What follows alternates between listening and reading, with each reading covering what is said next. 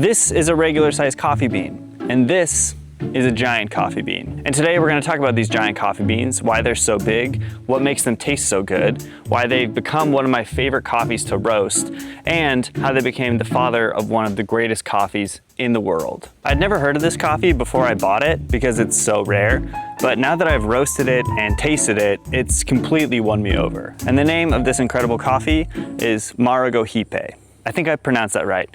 I double checked and I think I got it.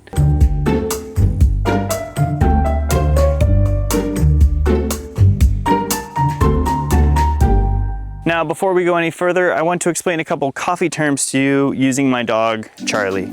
That's you. We're going back to middle school science for a second to talk about taxonomy. Remember kingdom, phylum, genus, and then I can't remember the middle ones, and then all the way down to species. It's how we classify all kinds of stuff. And the reason taxonomy is important is because it allows us to talk about coffee or dogs, or really whatever you're into, with more detail or specificity. Because when you get super into a thing, you become a real nerd. It just happens. Now, if you were to look at the taxonomy of our regular sized coffee bean and our giant coffee bean, they would actually look identical. And the same thing is true of my dog Charlie here and a tiny little chihuahua.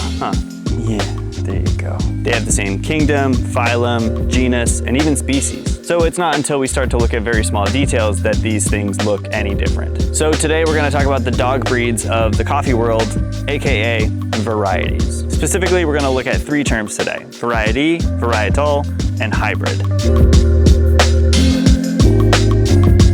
Now, depending on how much of a coffee nerd you are, you've probably heard about some coffee varieties, things like Bourbon, Typica, Caturra, and maybe even something fancy like a geisha. They're types of coffees that share specific characteristics. Just like we have different breeds of dogs, we have different varieties, varieties of coffee. For example, Charlie's a dog, but you wouldn't exactly confuse her with a Chihuahua. And that's because her breed, or variety, has very specific characteristics associated with it, like her really nice husky fur,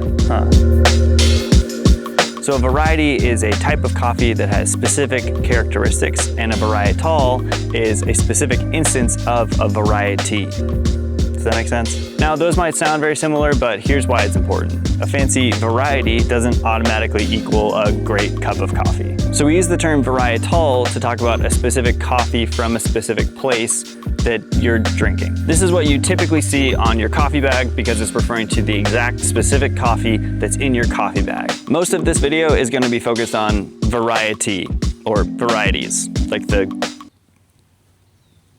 dog breed, not the specific coffee. But that's why we're And this is simply a mix of different varieties or a mixed breed dog. But we're gonna come back to that one at the end. Now, the first question I had when I saw this giant coffee was, why is it so big? And the answer is the same thing that made all the coolest shit when I was growing up. Everything from Teenage Mutant Ninja Turtles to X-Men and Godzilla and freaking Street Sharks. And that is mutation. Okay.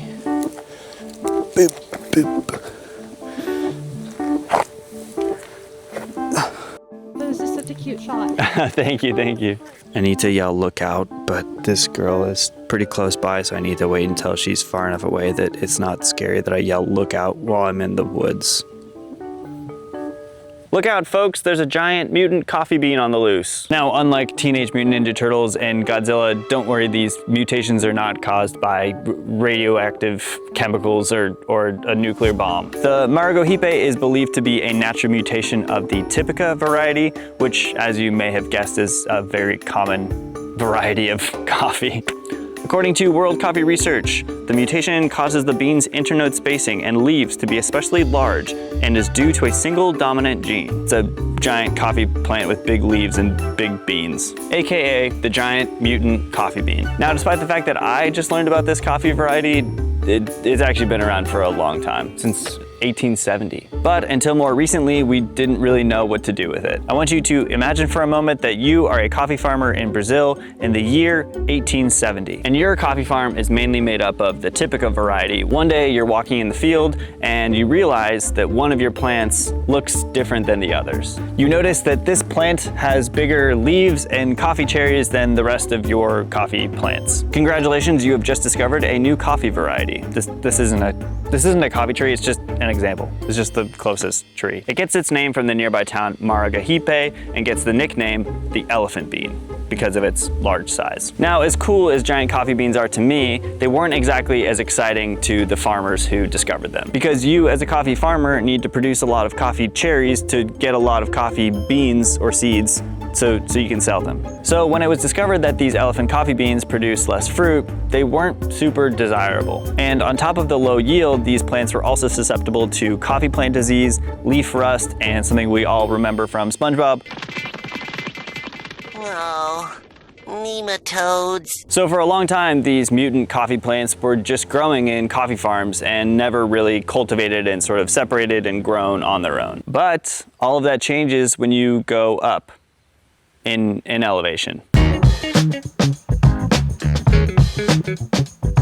So why does it taste so good? Growing coffee at higher elevations makes the coffee bean develop more slowly, which allows the plant more time to pack all kinds of good stuff into the beans, which leads to more complex and intense flavors when we roast it. Us coffee roasters love a late bloomer. So even though this coffee plant doesn't produce a lot of coffee, what it does produce is really, really good. Now, aside from tasting good, why do I like roasting this coffee? I can sum up why I like roasting this coffee in 4 words. Big coffee, big crack. When you roast coffee, you take it from this green color to various shades of brown and even black if you get really, really dark roasts that aren't my favorite. And in that process, you're heating the beans and the moisture that's inside of them. Eventually that moisture becomes so hot that it turns into vapor and cracks the bean in what's known as first crack. Now, this is gonna sound really dumb, but the reason I like roasting this coffee is because when it cracks, it makes a bigger noise because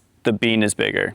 And as dumb as that sounds, it's kind of true because when you're roasting coffee, you have a roast curve, which is like a screen that shows you the temperature and stuff of the coffee, but you're also relying on your senses a lot, and having that feedback of a loud first crack or a loud cracking noise is like really, really helpful. I don't know, it's also just satisfying and it's quite tasty. And it's pretty easy to roast. Anyway, back to the more serious stuff. Despite being delicious and fun to roast, Marago wasn't really ever grown at a large scale. Even today, despite their delicious flavor and high cup quality, these elephant beans aren't widely grown. And it might have stayed a rather rare and unimportant coffee variety if it wasn't for what came next.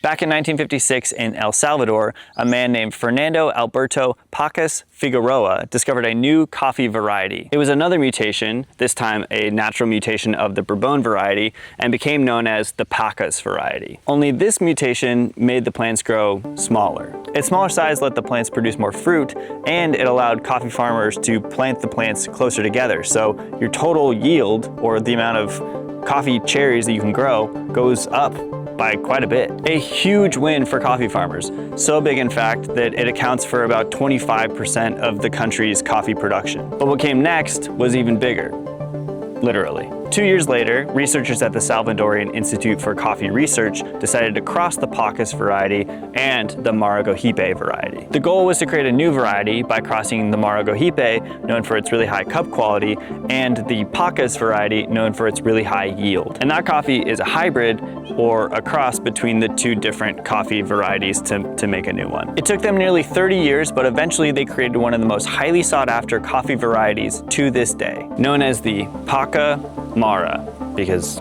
Pacas, Marago Pretty simple, but cool. I had no idea. It's our beautiful little mixed breed dog, just like Charlie here. Huh. Yeah. Little hybrid. Aren't ya? You a hybrid puppy?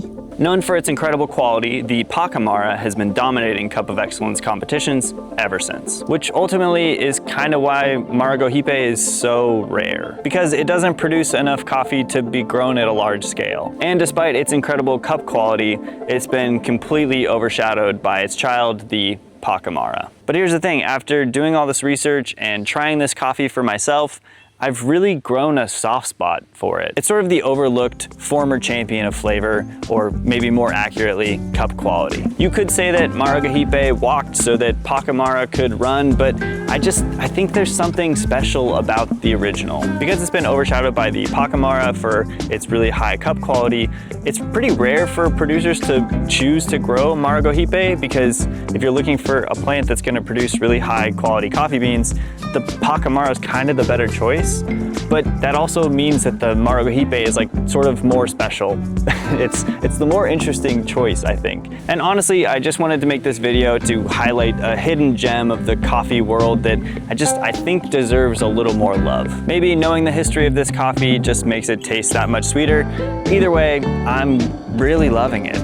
And if you're interested in trying some for yourself, I have a delicious Marago that I roasted myself that I think you'd really enjoy. It's from Guatemala and it's produced by the very talented Wilmar Castillo, who won the Cup of Excellence last year. It's grown at 1,900 meters above sea level, or like 6,000 feet above sea level, and it has some really delicious notes of like red berry, mango, peach, and then like macadamia nut and roasted walnut. I just find the whole coffee to just like sort of take you on this journey from like these red berry, cranberry, red berry notes to these like tropical fruits of mango and peach, and then all the way down into sort of like this like nutty deliciousness.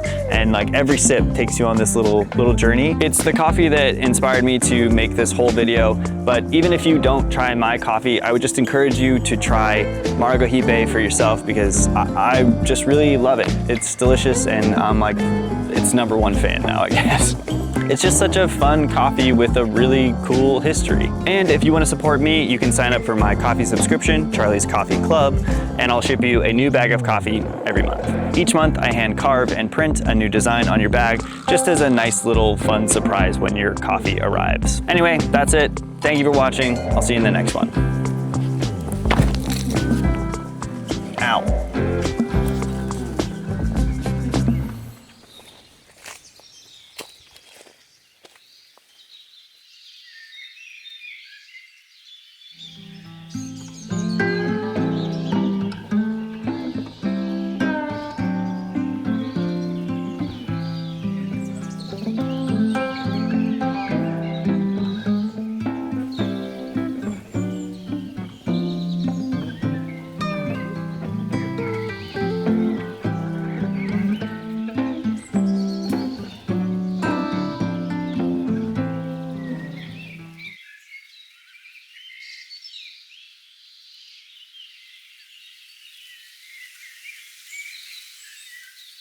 Definitely don't pronounce it Marago, and definitely don't record a whole video about it and say it wrong the whole time. That would be really embarrassing for you.